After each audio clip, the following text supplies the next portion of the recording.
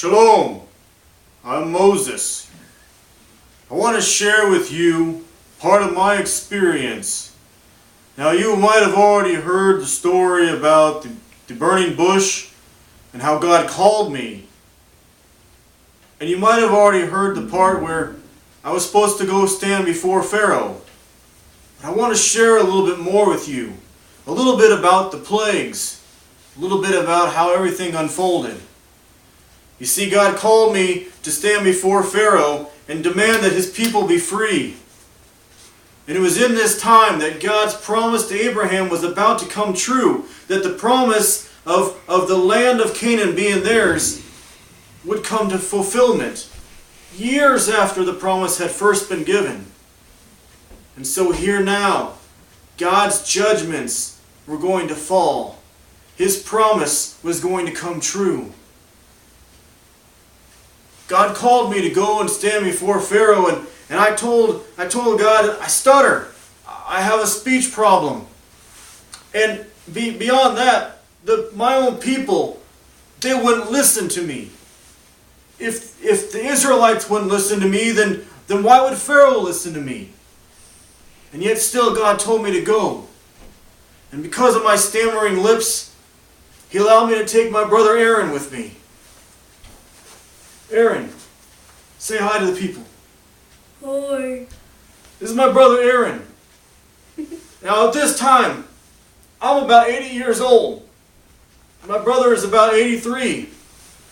We look good for our age. But we stood before Pharaoh. And here's what happened.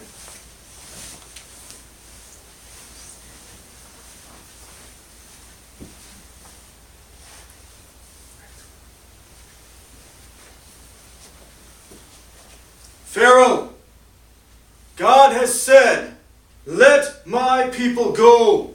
No. Aaron, God has told us that His signs and wonders would follow. Let us perform a sign and wonder for Pharaoh.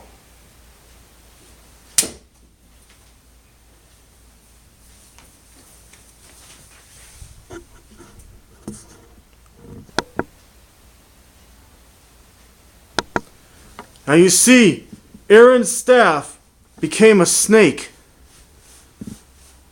But Pharaoh ordered his men to do the same sign.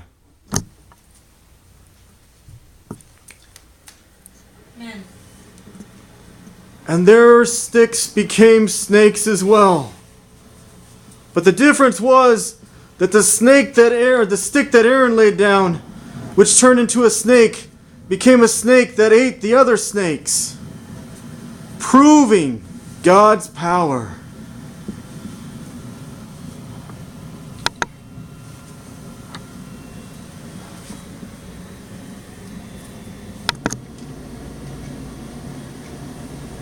Through all this, God hardened Pharaoh's heart. Now in the Hebrew, hardened heart is kazakt, and it means to be firm, to be hardened, to be, well, just to be solid. This was one of the signs that God allowed us to do. Now it also turns out that because Pharaoh didn't listen, we met him on the riverbank. And on the riverbank, God told us to take the staff and to strike the water, and the water of the Nile would become blood. And you might be saying, why? You see, in the Egyptian culture, there were many different gods. They had a god for everything. And the god of the Nile was happy. By turning the water of the Nile into blood, God proved that He had power over the god of the Nile, Hapi. But this was also one that was repeated by the Egyptian sorcerers. Pharaoh called his sorcerers, come and explain this trick to me. And they were able to do the same thing. They made their bowl of water turn into blood. But that was the last sign that the Egyptians were able to do. And this is where it got good. This is where God showed His power in a mighty way that nobody could repeat. After this, 7 days later, we came before Pharaoh again. And we demanded again that he let the people go. And he denied. And so God Almighty sent a plague of frogs. And again, you might be saying, frogs? But yes, because God again proved His power over another god that the Egyptians served. Over the god Hikit. And that one had the face of a woman, but the body of a frog. God proved His power over another one of their gods. And again, this is one that they could not repeat. And with this, Pharaoh called to us and he said, "Let these frogs be gone from here." And I asked Pharaoh, "Okay, what day would you like them to leave?" And he said, "Tomorrow." Tomorrow? If I was being attacked by an onslaught of frogs, I'd want it gone today. But he said tomorrow. And God proved His power, because when I prayed for Him to take the frogs away, surely He did. And the frogs came no more. There were so many frogs, they were shoveling them into the streets, shoveling them out of the homes. There were frogs everywhere. But again, God had shown His power.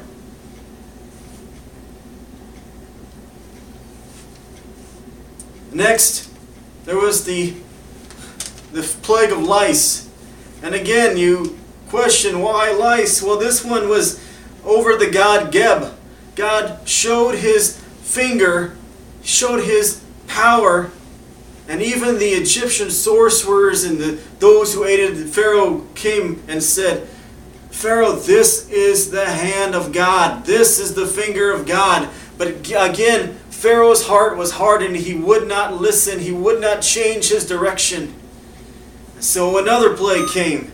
And the next one was insects, showing that God had power over Capri, the god of the insects.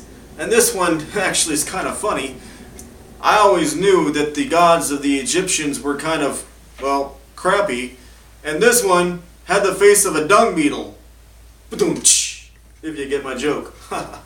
So after that, Pharaoh called us in again and he agreed. We could leave, or we could celebrate, but we could not leave Egypt. Well, that wasn't enough. And so then he made another promise to us. Yes, you can go ahead and go on a journey, but you can't go that far. Well, God didn't call us to just take a couple steps and celebrate Him. God called us to go and worship Him in our own land. And we had no intentions of coming back once we got out. And so there was another plague.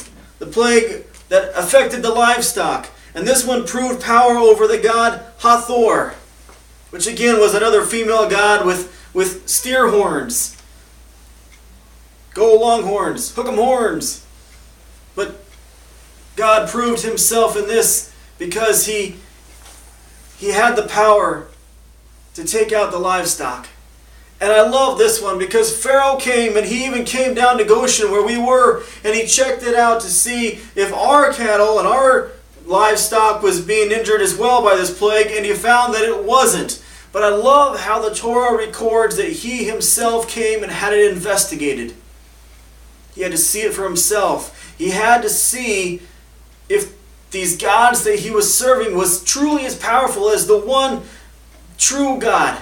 And we had first come to Pharaoh and told him, when he asked, "Whose name should I let you go in?" And we said, "I am that I am, God Almighty." And he got to see firsthand when he came and investigated God's hand on us. Before this Torah portion is done, there's two more plagues that came. We read about the boils, and that was the defeat over the god Isis, the goddess of health. And then we have the hailstorm, where again God proved his power over the god Nut, who was the god of the weather. in all these ways, God kept stripping and stripping and stripping the might that the Egyptians held on to. And he kept proving himself to these people. I feel sorry for some of them because they were standing by Pharaoh knowing that God was proving himself, knowing that their nation was being destroyed because of Pharaoh's heart. I leave you with this, because there's still more to come in this story. But I leave you with this. God is more powerful than we ever give him credit for. Let us not forget the promises that he's made back here, like he did in Genesis. He will be faithful to bring about, like he did in our Exodus. And there may become times when he has to show his hand, but he will fulfill the promise he has made for you. But whatever means it takes, he will not be mocked. Go in peace. Shalom.